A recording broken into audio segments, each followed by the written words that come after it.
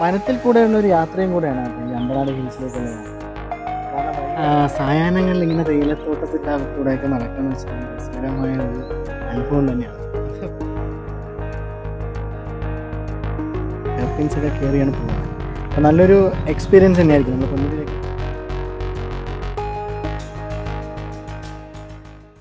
നമസ്കാരം സുഹൃത്തുക്കളെ, എല്ലാവർക്കും കറക്കം വ്ലോഗിൻ്റെ മറ്റൊരു എപ്പിസോഡിലേക്ക് സ്വാഗതം. ഞാനിന്ന് നിൽക്കുന്നത് അമ്പനാട് എസ്റ്റേറ്റിലാണ്, അഥവാ അമ്പനാട് ഹിൽസ്. കൊല്ലം ജില്ലയിലാണ് ഈ ഒരു എസ്റ്റേറ്റ് ഉള്ളത്. ഇതൊരു ടീ എസ്റ്റേറ്റാണ്. നമ്മൾ തിരുവനന്തപുരം നഗരത്തിൽ നിന്ന് ഏകദേശം 100 കിലോമീറ്റർ സഞ്ചരിച്ചാൽ നമുക്കിവിടെ എത്തിപ്പെടാവുന്നതേ ഉള്ളൂ.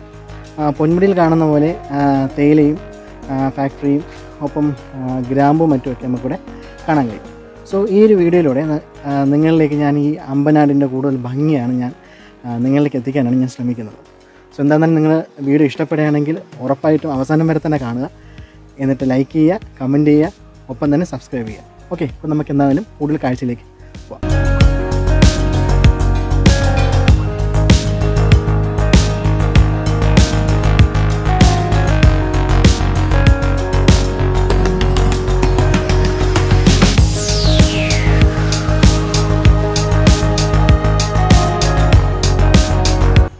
അമ്പനാട്ടിലേക്ക് പോകുന്ന റോഡിൽ ഇതേപോലത്തെ ചെറിയ ഹെയർ പിൻസ് ഉണ്ട് കേട്ടോ. ഹെയർ പിൻസൊക്കെ കയറിയാണ് പോകുന്നത്. അപ്പോൾ നല്ലൊരു എക്സ്പീരിയൻസ് തന്നെയായിരിക്കും. നമ്മൾ പൊന്മുടിയിലേക്ക് പോകുന്ന പോലെ ഹെയർ പിന്നൊക്കെ കയറി പോകുന്നൊരു എക്സ്പീരിയൻസ് നമുക്ക് ഈ അമ്പനാട് വരുമ്പോൾ നമുക്ക് കിട്ടും.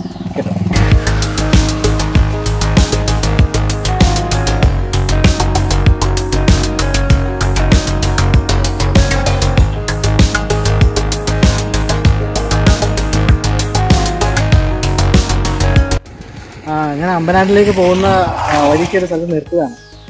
എൻ്റെ ബാക്കിൽ കാണുന്ന മൊത്തവും പൂർത്തിച്ചക്കയുടെ പ്ലാന്റേഷനാണ് കേട്ടോ. പൂർത്തിച്ചക്ക മീൻസ് എന്താ, ചില സ്ഥലത്ത് തന്നെ കൈതച്ചക്ക എന്ന് പറയാറെന്ന് കേട്ടിട്ടുണ്ട്. ഞങ്ങളുടെ നാട്ടിലൊക്കെ തിരുവനന്തപുരം സൈഡിൽ പറയുന്നത് പൂർത്തിച്ചക്കാണ്. അപ്പോൾ അതിന് നല്ലൊരു പ്ലാന്റേഷൻ നമുക്ക് ഈ പോകുന്ന വഴിക്ക് നമുക്ക് കാണാം കേട്ടോ. ഈ അമ്പനാട് പോകുന്ന വഴി അതൊക്കെ ഇപ്പം എനിക്ക് തോന്നുന്നത് നടന്നേ ഉള്ളൂ. കാരണം ഒന്നും ആയിട്ടില്ല. കാരണം എൻ്റെ ജോലികൾ നടന്നുകൊണ്ടിരിക്കുന്നുള്ളൂ. എൻ്റെ 2 സൈഡും കാണുന്നത് ഈ പറയുന്ന പൂർത്തിച്ചക്കയുടെ പ്ലാന്റേഷനാണ്. നല്ല രസമുണ്ട് കാണാൻ കേട്ടോ.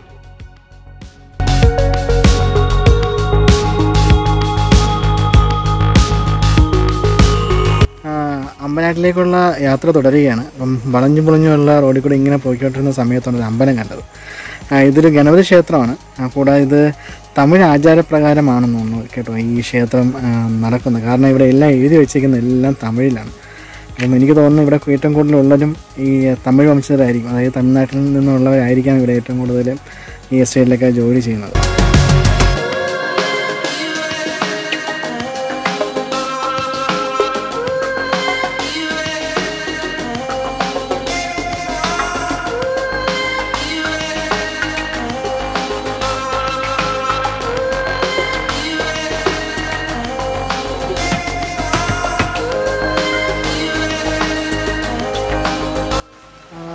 വനത്തിൽ കൂടെയുള്ള ഒരു യാത്രയും കൂടെയാണ് കേട്ടോ ഈ അമ്പനാട് ഹിൽസിലേക്കുള്ള യാത്ര. കാരണം വഴിയരികിൽ നല്ല രസകരമായ ഒന്ന് രണ്ട് വെള്ളച്ചാട്ടങ്ങളുണ്ട്. കൂടാതെ ഇതേപോലത്തെ നമ്മുടെ ഈ വനത്തിൻ്റെ ഒരു ആംബിയൻസ് ഒക്കെ തരുന്ന ഈറ്റ ചെടികളൊക്കെ നമുക്ക് ഈ വഴിയിൽ കാണാൻ കഴിയും.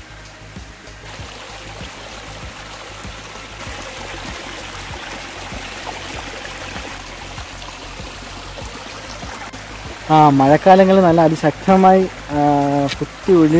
ഒഴുകുന്നൊരു ചെറിയൊരു വെള്ളച്ചാട്ടമാണ് കേട്ടോ. പക്ഷേ ഇപ്പം നിലവിൽ വെള്ളമില്ല. ഇപ്പം ചെറിയൊരു ചെറിയൊരു സ്ട്രീം പോലെയാണ് ഇപ്പോൾ അത് പോകുന്നത്. വനത്തിൻ്റെ അകത്തുള്ള മൃഗങ്ങളും മറ്റുമൊക്കെ വന്ന് വെള്ളം കുടിക്കുന്നൊരു സ്ഥലം കൂടെ ആയിരിക്കാം. കാരണം അവർക്കും അങ്ങനത്തെ ഒരു സ്ഥലങ്ങൾ വേണ്ടേ. കാരണം എല്ലാം നമ്മൾ മനുഷ്യന്മാർ കൈയടക്കി വെച്ചാൽ പിന്നെ മൃഗങ്ങളെ പിന്നെ എങ്ങനെയാണ് ജീവിക്കുക? നമ്മളിപ്പം എല്ലാ സ്ഥലവും നമ്മൾ കെട്ടിപ്പിടിച്ച് നമ്മളവിടെ കെട്ടിടങ്ങളൊക്കെ കെട്ടി അല്ലെങ്കിൽ നമ്മുടെ തേയില വെച്ചൊക്കെ പോവുകയാണെങ്കിൽ അവർക്കും ജീവിക്കണ്ടേ. അപ്പോൾ അവർക്ക് വേണ്ടിയുള്ള ഒരു സ്ഥലം കൂടി ആയിരിക്കാം ഈ ഞാനിപ്പം കണ്ട ചെറിയ വെള്ളച്ചാട്ടം അവർക്ക് വേണ്ടി.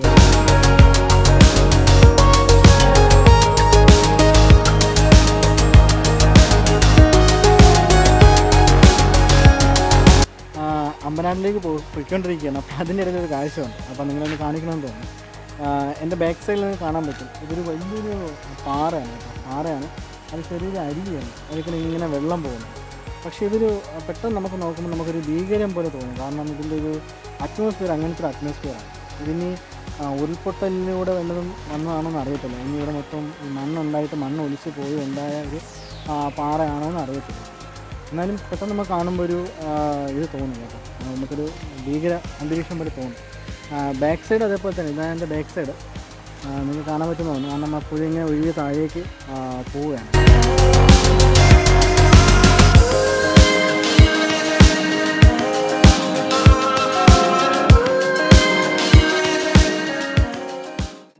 നമ്മളിപ്പം അങ്ങനെ അമ്പനാട്ടിലേക്ക് പോവുകയാണ്. ഇതാണ് അങ്ങോട്ടുള്ള റോഡ്. ഇനി കുറച്ചുകൂടെ പോയി കഴിഞ്ഞാൽ അമ്പനാട് എസ്റ്റേറ്റിൻ്റെ ഒരു ഗേറ്റിലേക്ക് എത്തും. അപ്പം നമുക്ക് പോയി നോക്കാം.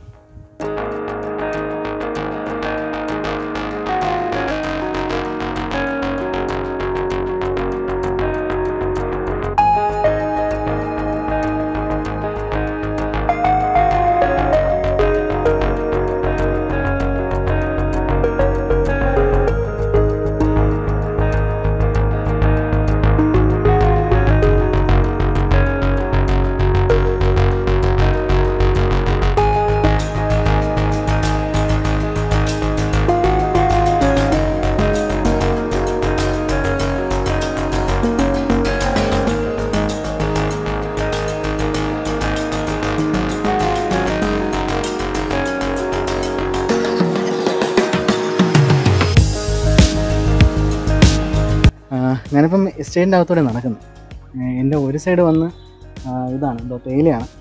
എൻ്റെ ഈ സൈഡ് നോക്കുമ്പോൾ മൊത്തം ഗ്രാമ്പുമാണ് കേട്ടോ. ഈ കാണുന്നതെല്ലാം ഗ്രാമ്പു എല്ലാം അതിൻ്റെയൊക്കെ സീസണാണെന്ന് തോന്നുന്നു ഗ്രാമ്പുവിൻ്റെ. കാരണം ഗ്രാമ്പുവൊക്കെ ഇങ്ങനെ പൂവൊക്കെ വന്നിട്ടുണ്ട്, അത് വിരിഞ്ഞ് കായൊക്കെ ആയിട്ടുണ്ട്. അപ്പം അതിൻ്റെ ഒരു സീസണാണ്. അതിഭീകരമായ കാഴ്ചയാണ് കേട്ടോ ഇത്. കാരണം എനിക്ക് തോന്നുന്നു നമ്മുടെ ഇപ്പോഴത്തെ മഴയിലാണെന്ന് തോന്നുന്നു ഇവിടുത്തെ ഉരുൾപൊട്ടിയത് കണ്ടോ. ആ തേയില എല്ലാം താഴെ നടക്കുക. തേയിലയും ഈ കിടക്കുന്ന മരം വന്നിട്ട് ഗ്രാമ്പുവാണ് കണ്ടോ. എല്ലാം കൂടെ ഇടിഞ്ഞ് താഴെ റോഡിലേക്ക് വന്ന് കിടക്കുന്ന ദൃശ്യമായി കാണുന്നു.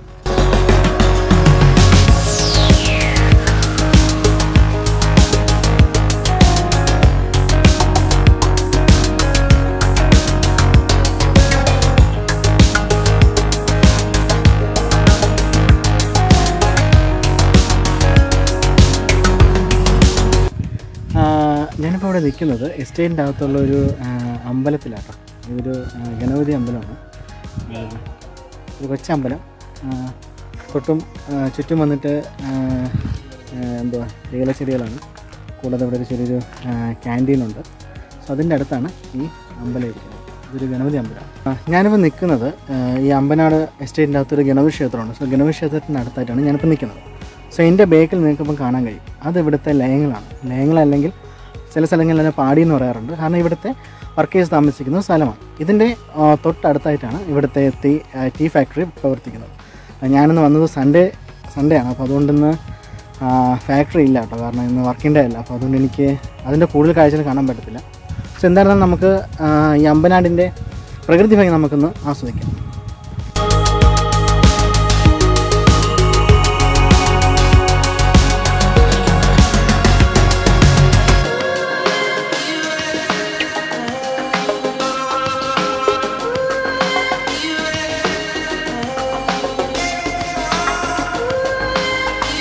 ഞാനങ്ങനെ നടന്ന് കാണുമോ എസ്റ്റേറ്റ്. വന്നപ്പോഴാണ് ഒരു സ്ഥലം കണ്ടത്, ഒരു വലിയൊരു പാറ കണ്ടോ. എന്നെക്കാളും എന്തിരട്ടി ഉണ്ടെന്ന് തോന്നി ഈ പാറയ്ക്ക്. ഒരു പാറയല്ല കേട്ടോ, ബാക്കിലോട്ടും പാറയുണ്ട്, ഫ്രണ്ടിലും പാറയാണ് കണ്ടോ. റോഡ് പാറയുടെ ഇടയിൽ കൂടെയാണ് പോകുന്നത്.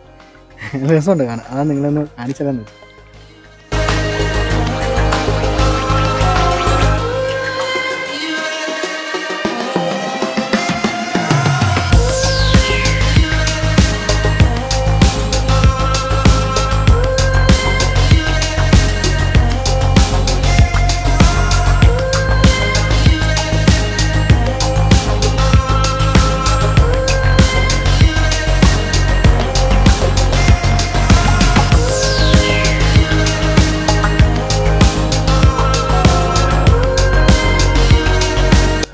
എൻ്റെ പുറകിലായി ഇതോ കാണുന്നില്ലേ, അതാണ് ഇവിടുത്തെ ടീ ഫാക്ടറി.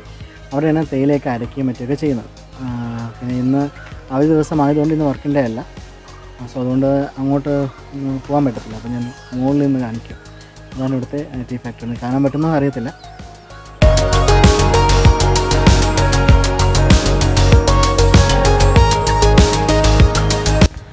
തിരുവനന്തപുരം നഗരത്തിൽ നിന്നും ഏകദേശം 100 കിലോമീറ്റർ മാത്രമാണ് അമ്പനാട് എസ്റ്റേറ്റിലേക്കുള്ള ദൂരം. സോ അതുകൊണ്ട് തന്നെ ഒരു ദിവസം വന്ന് നമുക്ക് നല്ല രസകരമായിട്ട് സ്പെൻഡ് ചെയ്യാൻ പറ്റുന്ന ഒരു സ്ഥലം കൂടിയാണ്. ഫാമിലി ആയിട്ടും വരാം, അല്ലെങ്കിൽ ഫ്രണ്ട്സായിട്ടും വരാം. എന്തുകൊണ്ടും നല്ലൊരു ഫീലായിരിക്കും കേട്ടോ ഇവിടെ വരുന്നത്. കാരണം ഒരുപാട് ട്രാവലിംഗ് ഉണ്ട്, ചെറിയൊരു ഫോറസ്റ്റ് ഉണ്ട്, തേയിലത്തോട്ടമുണ്ട്, റബ്ബർ തോട്ടമുണ്ട്, കൂടാതെ പൈനാപ്പിൾ തോട്ടമുണ്ട്. ഇതിൻ്റെ അകത്തുകൂടെ എല്ലാമാണ് നമ്മൾ കടന്നു വരുന്നത്. സോ ഇനി എന്തുകൊണ്ടും നല്ലൊരു എക്സ്പീരിയൻസ് ആയിരിക്കും അമ്പനാട് നിങ്ങൾക്ക് വരുന്നത്. ഇനി എങ്ങനെയാണ് അമ്പനാട് ഹിൽ സ്റ്റേഷനിലേക്ക് വരിക? അതൊരു ചോദ്യമാണ്. തിരുവനന്തപുരത്ത് നിന്ന് വരുന്ന ആൾക്കാർ തിരുവനന്തപുരം തെങ്കാശി റൂട്ടിലാണ് ഈ പറയുന്ന അമ്പനാട് ഹിൽ പ്ലാന്റേഷൻ വരുന്നത്. അതായത് കഴുതുരുട്ടി എന്ന് പറയുന്നൊരു സ്ഥലമുണ്ട്, ആര്യങ്കാവിനടുത്തായിട്ട് കഴുതുരുട്ടി. അവിടുന്ന് നമ്മൾ തിരുവനന്തപുരത്ത് നിന്ന് വരുന്ന ടൈമിൽ അവിടുന്ന് ലെഫ്റ്റ് കട്ട് ചെയ്താണ് ഈ അമ്പനാട് ഹിൽസിലേക്ക് പോകേണ്ടത്. അവിടെ ബോർഡ് വെച്ചിട്ടുണ്ട്, അല്ലെങ്കിൽ അവർ ആരുടെ ചോദിച്ചാലും പറഞ്ഞുതരും. അമ്പനാട് ഹിൽസിൻ്റെ വിശേഷങ്ങൾ പങ്കിട്ട ഈ ഒരു വീഡിയോ ഇവിടെ വൈൻഡപ്പ് ചെയ്യാൻ പോവുകയാണ്. ഈ ഒരു വീഡിയോയിലൂടെ നിങ്ങൾക്ക് പുതിയൊരു സ്ഥലമായിരിക്കാം ഞാൻ നിങ്ങൾക്ക് പരിചയപ്പെടുത്തിയിട്ടുള്ളത്. കാരണം തിരുവനന്തപുരത്ത് നിന്നടുത്ത് ഇത്രയും മനോഹരമായൊരു സ്ഥലം ചിലപ്പോൾ നിങ്ങൾ ഞാൻ നേരത്തെ പറഞ്ഞ പോലെ പലർക്കും അറിഞ്ഞിട്ടില്ലായിരിക്കും. അപ്പോൾ നിങ്ങളെല്ലാവരും വരണം, വന്ന് നോക്കണം, വന്ന് എക്സ്പ്ലോർ ചെയ്യണം. സോ അപ്പം അടുത്ത് നിങ്ങൾ കാണാത്ത, ചിലപ്പോൾ നിങ്ങൾ കണ്ടിട്ടുള്ള ഏതെങ്കിലും ഒരു സ്ഥലമായിരിക്കും ഞാൻ പോകുന്നത്. അപ്പോൾ എന്തായാലും അടുത്ത വീഡിയോയിലൂടെ നിങ്ങൾക്ക് എല്ലാവരും കാണാം. സോ വീഡിയോ ഇഷ്ടപ്പെട്ടെങ്കിൽ എല്ലാവരും നിങ്ങൾ ലൈക്ക് ചെയ്യുക, കമൻറ്റ് ചെയ്യുക, ഒപ്പം തന്നെ സബ്സ്ക്രൈബ് ചെയ്യുക. Thank you.